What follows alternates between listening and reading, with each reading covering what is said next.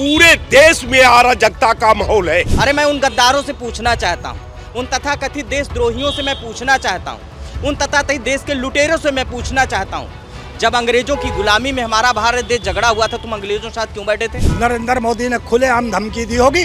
इनके पास केवल अराजकता है, गुंडागर्दी है। लगातार कुछ ऐसे गद्दार पैदा हो गए जो संविधान को जलाने की बात करते हैं। इन गद्दारों को जितनी जल्दी हो सके बहिष्कार कर दो, नहीं एक वक्त जरूर आया कि विदेशी हुकूमत हमारे देश में कब्जा करेगी। इन लोग जो है सनातन का नाम लेने का, सनातन की परंपरा में बात करने का, धर्म का चादर ओढ़ने का सारा अधिकार ये खो चुके हैं। 4 PM न्यूज नेटवर्क में आप सभी का स्वागत है। मैं हूं क्षितिज कांत।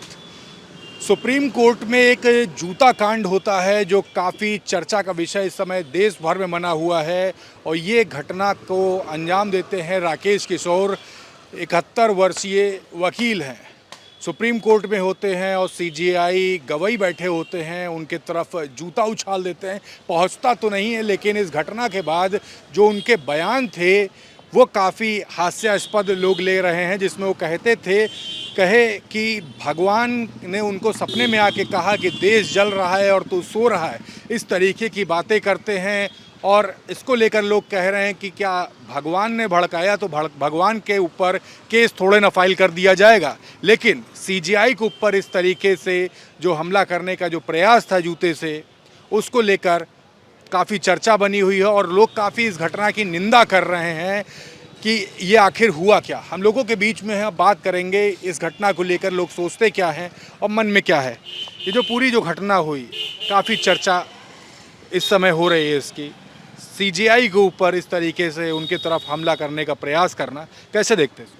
बिल्कुल सही बात है कि वो घटना में जो आपने सवाल किया कि जूता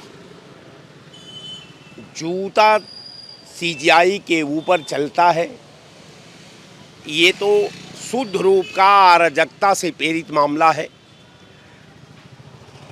उसमें अराजकता को संवारने के लिए, अराजकता से बचने के लिए, अपने पाप को छुपाने के लिए एक दूसरा नया पैरा जोड़ा गया, जो सनातन से जोड़ा गया।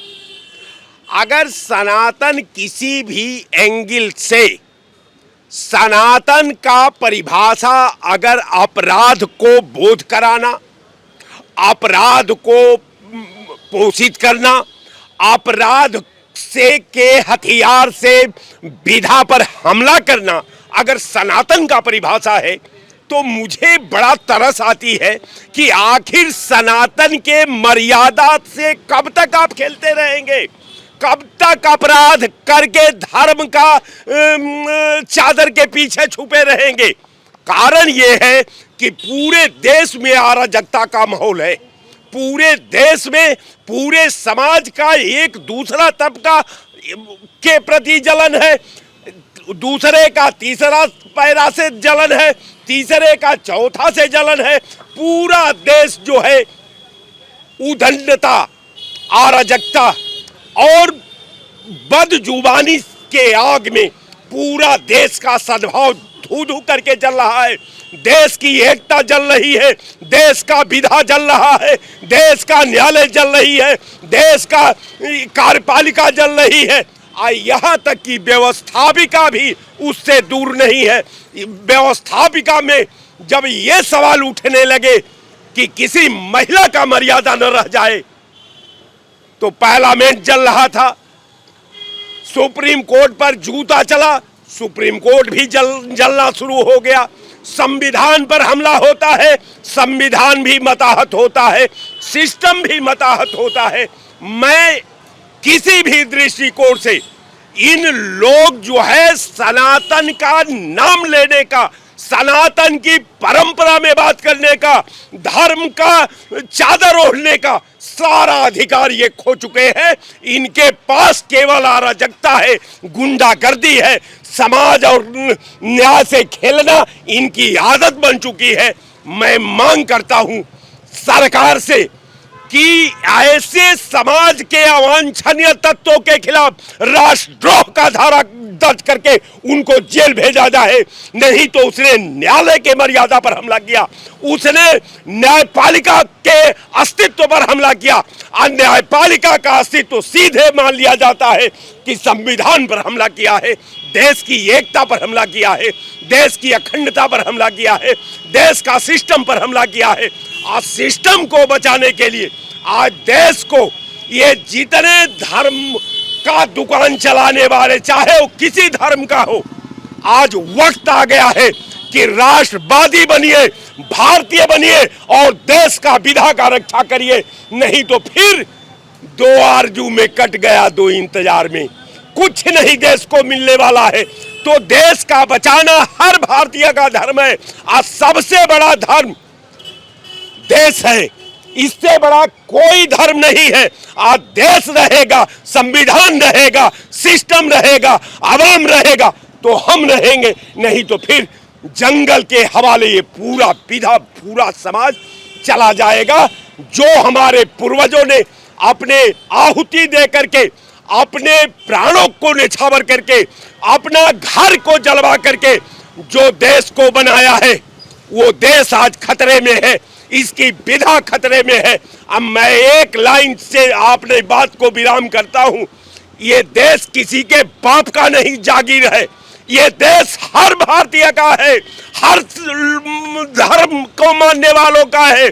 लेकिन बहुत से लोग अपने दुखों की गीत गाते थे कि होली हो या दिवाली, सदा मातम मनाते थे, मगर दुनिया उन्हीं की रागनी को झूम कर देखी जो जलती चिता पे बैठकर बीड़ा बजाते थे। ये गुंडों ने देश को नहीं बनाया, समाज के अवांछनीय तत्वों ने देश को नहीं बनाया, ये धर्म के ठेकेदारों ने देश को नहीं बनाया, ये देश को राष्ट्रभक्तों ने बनाया जो राष्ट्र के नाम पर सोते जगते और कुर्बानी अपनी जवानी का दे दिया। उस खेल खून से ये खेल रहे हैं। वो संविधान हमारे शहीदों के लहू से लिखा गया है, वो किसी सियाही से नहीं लिखा गया है। हर भारतीय को स्मरण रखना चाहिए कि अपने पूर्वजों का खून का रक्षा करना हर भारतीय का धर्म है और सबको मिल करके संविधान को बचाना चाहिए।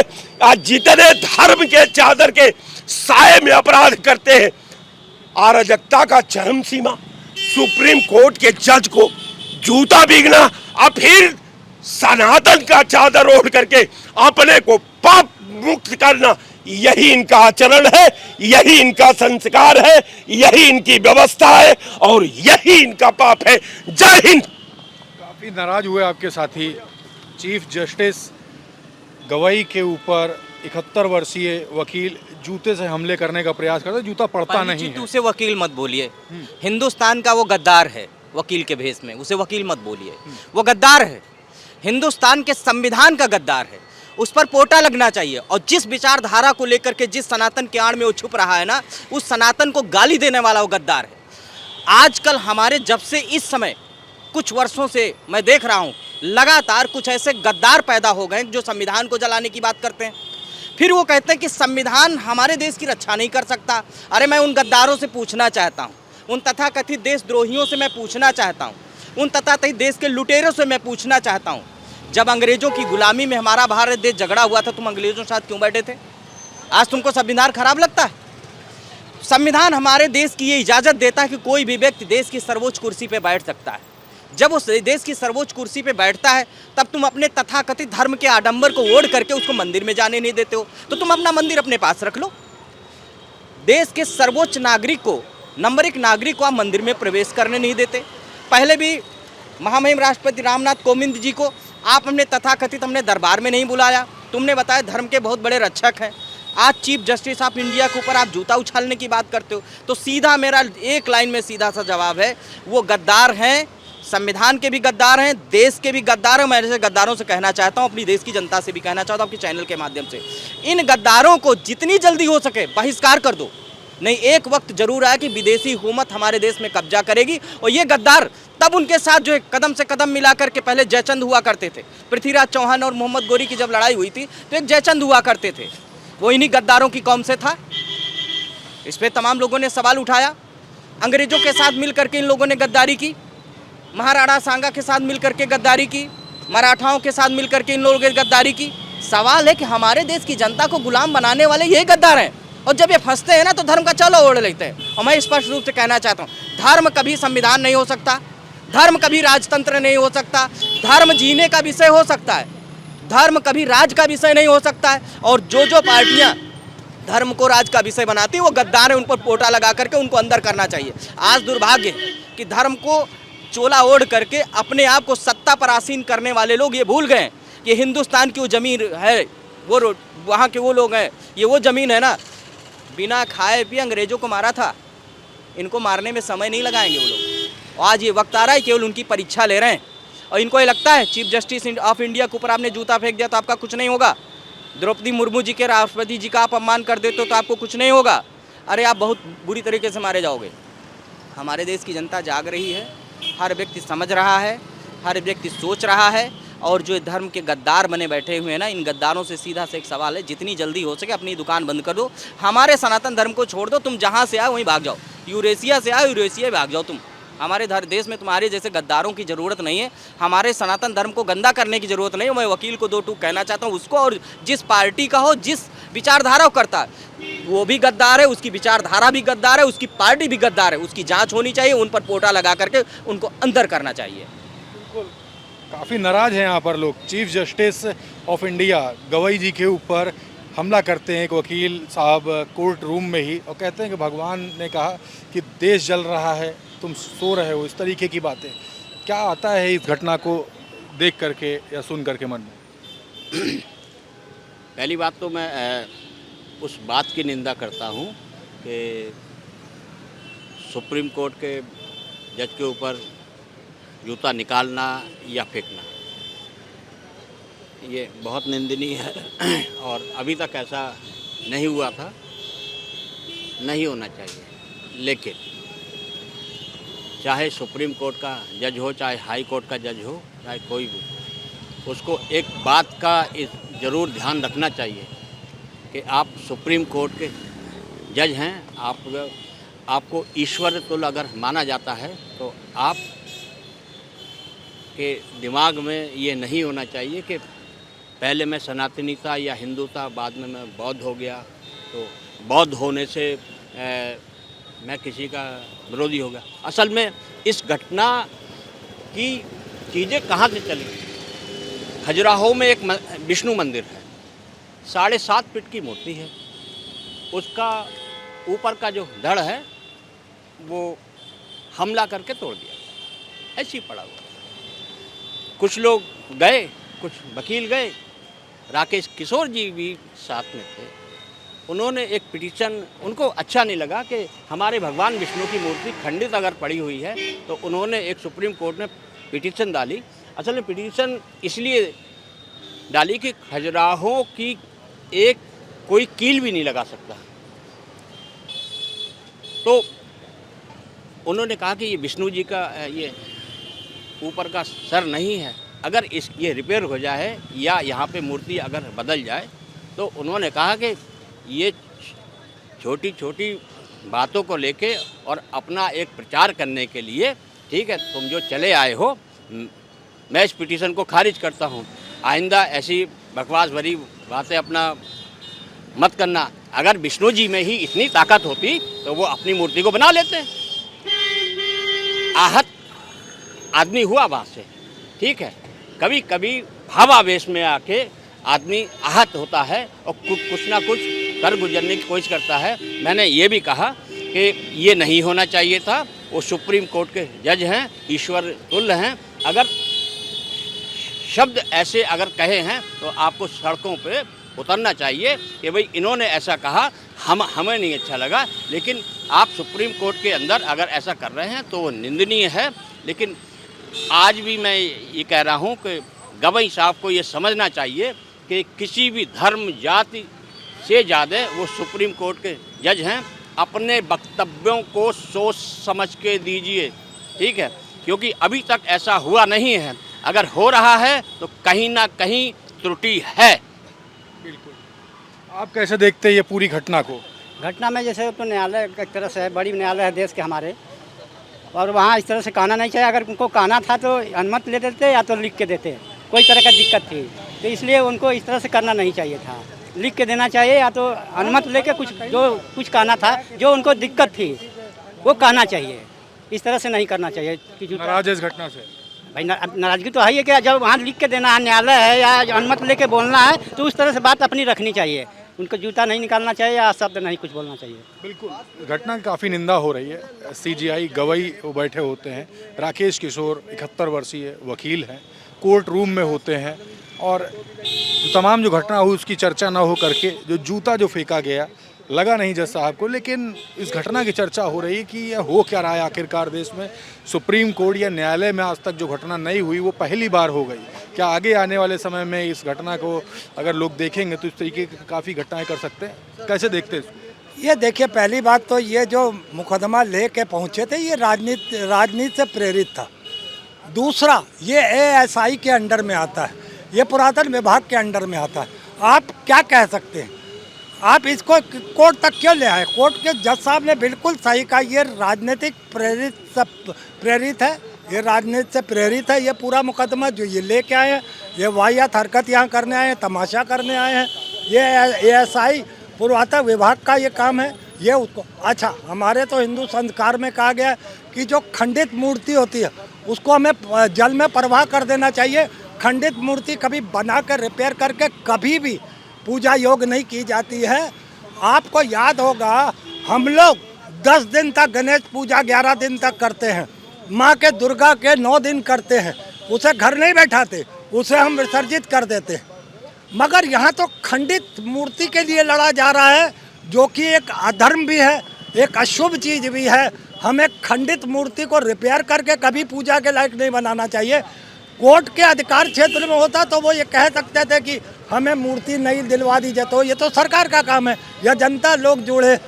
मगर कहीं ना कहीं आप जो जूता उठा रहे हो उससे कोई फर्क नहीं पड़ा। जज साहब ने कह दिया कि, और सबसे बड़ी बेशर्मी की बात ये हुई कि उस वक़्त एक बहुत बड़ा मुद्दा चल रहा था, खनन मुद्दे को लेकर। खनन को लेकर एक मुद्दा चल रहा था।